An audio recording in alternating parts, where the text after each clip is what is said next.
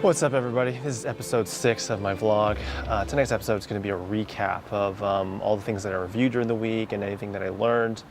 So let's get to it. So first off, I chose the Canon EOS R as my vlogging camera, and so far, after 6 episodes, it's been fantastic. It's slightly heavier than some other cameras out there. I've tried to go for the pocket and review pocket-sized cameras, but really having this type of camera has kind of empowered me, especially with the articulating screen and the mic jack. It's allowed me to achieve the types of videos that I want to produce, and I hope you're enjoying the content. So second, let's talk about the Leica M10-D. It's been a joy to test that and work also with my wife and photographer Joyce Young on taking photos with it. I've operated it a little bit, and honestly, it's actually really hard to get good photos. You really have to know what you're doing, and also the focus position is really, it's really difficult. You have to sort of line up this box, and I'm not even sure how I'm going to film that, but on Tuesday of this week, we're going to try to go out and film the full review more out on the street. So we'll see how that goes. And then, so finally, so today, I really had not much going on. I'm editing Agent 2, and I've edited all the scenes. There's like a total of 77 scenes in that movie. I started off editing in Adobe Premiere Pro, and then midway, I decided to try Davinci Resolve, because around August, I ended up getting the pocket camera, the digital 4K pocket camera, and includes a Davinci Studio copy for free. So I tried it, and then I found out that it's actually really good with the 4K playback.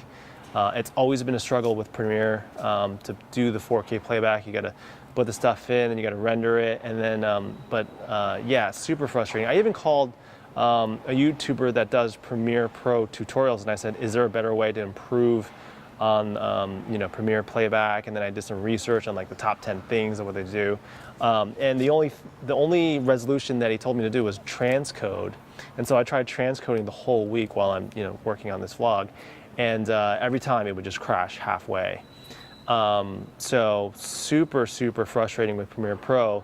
So I was left with this project that's about half Premiere Pro and half Davinci Resolve.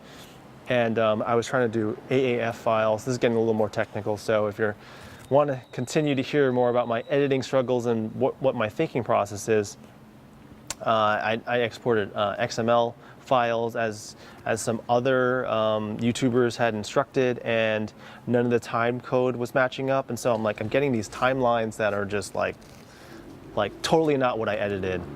So today what I ended up doing is just manually bringing in the scenes that I had edited, but I was kind of going back and forth. And it's amazing that on my laptop, my 2016 laptop, I'm able to run Premiere Pro and Davinci Resolve and simultaneously look at it. And Davinci Resolve is handling the 4K really well. Now, of course, Premiere Pro, I'm not doing any playback, I'm not reviewing files, I'm just looking at what the file name is and what was used in that timeline. So at least, if not playing back, then it's totally fine. It's totally fine. And if I have everything rendered, then it's totally fine. But obviously, when you're ingesting lots and lots of footage, then that's when it gets frustrating. And it's frustrating that when I'm paying like $60 a month for Adobe Premiere Pro with the whole suite thing, and I'm like,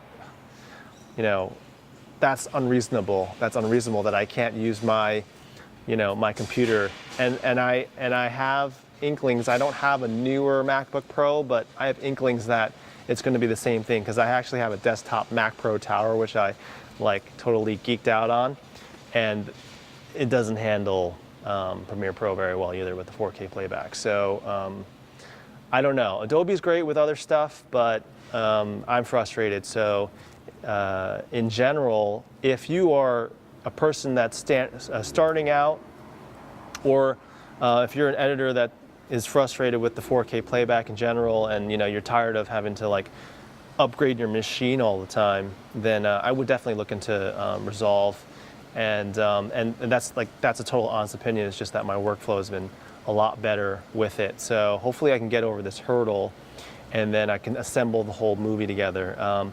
So yeah, so that's my week. I have a bunch of reviews to do, so I'm going to do the full review on the Leica M10-D, and I also have the Leica DJI Copilot hard drive, which I'm going to review as well. So that'll be, and that's it. I'm totally enjoying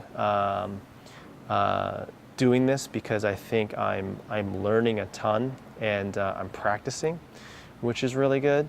So definitely like leave me a comment about anything that you like, or you know, or ways I can improve. And yeah, I appreciate you spending the time. And also, so I'm gonna so as I talked about some of the editing stuff, I'm definitely gonna start doing some filmmaking 101 focused videos. This most recent feature that I'm editing, it's my 4th feature, and I've been able to you know, take the movie from a written script and develop it and cast it and put together the financing and get it released and distributed. You know, I've learned a ton, and so I'm going to try to share more of that along the way. So all right, so if you like this video, please definitely smash that like button. Hope you'll subscribe for more information and tips, and I'll talk to you again another day.